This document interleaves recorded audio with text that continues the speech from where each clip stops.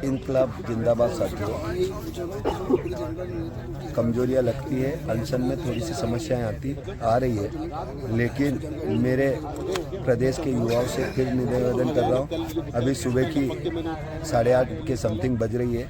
आप सबसे निवेदन करा कि आपका कल बहुत शानदार जोश था और सारी चीज़ें हैं। अब वापस से आप सबसे निवेदन कर रहा हूँ पुनः कि जल्द से जल्द धरना स्थल पर पहुँचे। और आज जो प्रदेश में जो संख्या जो अनुमानित आ रही है वो शायद 20,000 के आसपास हो जाएगी, क्योंकि पूरे 55 जिलों से धीरे धीरे लोग आना चालू हो गए। तो आप सबसे पुनः निवेदन कर रहा हूँ, जल्द से जल्द आए। कोचिंग लाइब्रेरी आज हम लोग 12 बजे से यहीं पे सब लोगों को, टीचर्स को बोल के यहीं पढ़ाने का कार्य करने जा रहे हैं। आप सब लोग ज़्यादा से ज़्यादा संख्या में आए। इनकलाब जिंदाबाद संघ। 18 दिसंबर को मध्य प्रदेश लोक सेवा आयोग का घेराव किया था कि वो हमारी मांगें पूरी करे। उन्होंने कल घुटने टेक दिए हैं, बोले हम आश्वासन दे रहे हैं, लिखित में चाहिए तो कुछ दिन और बैठो।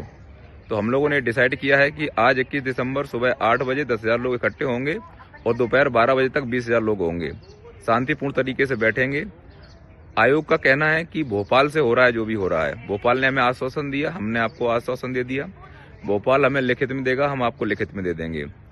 तो 4x4 के कमरे में पढ़ने वाले भंवरकुआं और बोलाराम के ज्ञानियों, अब तो अपनी आंखें खोलो, नहीं तो लाइब्रेरी में पढ़ते पढ़ते बूढ़े हो जाओगे और कोचिंग में टॉप होते होते एक घमंड में घुस जाओगे हम टॉपर हैं।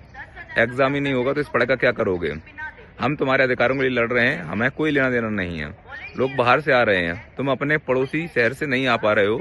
भंवरकुआं से आयोग की दूरी कुछ नहीं है। निकम्मो, नकारो, जागो, अधिकारों की मांग करनी है। 700 पोस्ट चाहिए तो आइए, नहीं 56 पोस्ट आएगी, कहीं के नहीं रहोगे। सभी भाइयों से मेरा निवेदन है कि ये जो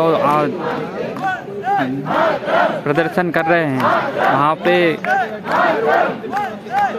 आपकी संख्या कम हो चुकी है, इसलिए आपको मजबूती दिखाने के लिए पुनः आना होगा। दोस्तों, जैसा कि आपने वीडियो में देखा कैसे सरकार मध्य प्रदेश के युवाओं को छल रही है, किस प्रकार उन्हें बेवकूफ़ बना रही है। जब चुनाव आता है उस समय वादे कुछ और किए जाते हैं, बड़े बड़े सोशल मीडिया पर बैनरों के माध्यम से, पोस्टरों के माध्यम से, सोशल मीडिया पर विभिन्न गतिविधियों के माध्यम से, परंतु जब बात यथार्थ की आती है तो नतीजा आप सबको पता है क्या होता है। इसके अलावा जब बात युवाओं को नौकरी देने की आती है, या कहें कि जब वो अपनी जायज़ या उचित मांग, जैसे कि परीक्षा समय पर कराना, प्रश्न पत्रों में त्रुटि ना हो, परीक्षा परिणाम समय से जारी करना, पूर्व परीक्षाओं में क्या गलतियां हुई इस हेतु कॉपियां दिखाना आदि मांगे करते हैं, तो उन पर प्रशासन की तरफ से कई प्रकार की सख्ती की जाती है। जैसा कि पिछले 3-4 दिनों से जब से हमारे भाई बहन आंदोलन हेतु धरने पर बैठे हैं, करते हैं, आप देख सकते हैं उनकी मूलभूत सुविधाओं जैसे बायो टॉयलेट बंद करना, उन तक पीने का पानी ना पहुंचने देना और उनके पास आंदोलन हेतु आदेश न होना, विभिन्न छोटे छोटे मुद्दों पर उनको सताते हैं, उनको प्रताड़ित करते हैं और उनकी पूरी कोशिश होती है कि छात्र अपना आंदोलन बंद कर दें और धरना प्रदर्शन छोड़कर यहाँ से भाग जाएं। परंतु हमारे भाई बहन चट्टान की तरह अभी भी हमारी खुद की और हम सभी की उचित मांगों को लिए धरने पर बैठे हैं और विभिन्न तरह के कष्टों का सामना कर रहे हैं।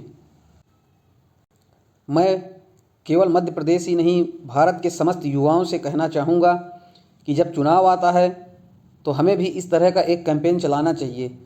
जाहिर तौर पर हम सब जानते हैं कि वोट देना लोकतंत्र की प्रथम जिम्मेदारी होती है, परंतु जब यही चुनी हुई लोकतांत्रिक सरकार छात्रों के लोकतंत्र का, या कहें छात्रों के मौलिक अधिकारों का या उनकी जायज़ मांगों का ठीक से पालन नहीं करती, या कहें विभिन्न माध्यमों से इनके विधायकों मंत्रियों तक हमारी आवाज़ अवश्य जाती है, परंतु उनको वह समय पर सुनते नहीं या सुनकर भी अनसुना करते हैं, तो छात्रों के पास अनशन पर बैठने, धरने देने और इन तरह की गतिविधियों में व्यर्थ का समय नष्ट करने के अलावा कोई रास्ता नहीं बचता, क्योंकि यही एक अंतिम विकल्प है कि हम गांधीवादी तरीके से अपनी मांगों को सरकार और प्रशासन के समक्ष रखें। मेरे इंदौर में प्रदर्शन कर रहे समस्त भाई बहन, हम सब क्यों किसी महंगी महंगी कोचिंग के नोट्स खरीदें, क्यों इनको कोर्स लें। आज इस सोशल मीडिया के ज़माने में, आज के दौर में हमारे पास विभिन्न कंटेंट उपलब्ध हैं।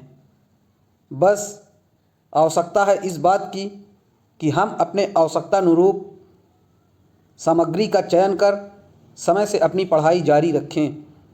यह सब मैं इसलिए कह रहा हूँ कि यदि हम उन कोचिंग संस्थानों का नोट्स या फिर कोर्स नहीं लेंगे तो उन्हें भी हम छात्रों के विषय पर सोचने को मजबूर होना पड़ेगा।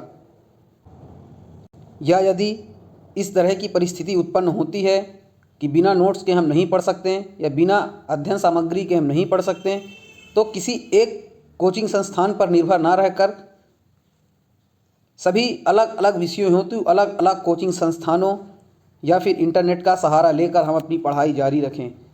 क्योंकि किसी भी कोचिंग संस्थान से जब हम एक छात्र टूटेंगे तो हमें इस प्रकार का परिदृश्य या कहें माहौल तैयार करना चाहिए कि हम तो जाए भी, अपने साथ 2-3 लोगों को और लेकर जाएं, जो भोलाराम या भंवर कुआं के आसपास कोचिंग हब है इंदौर में।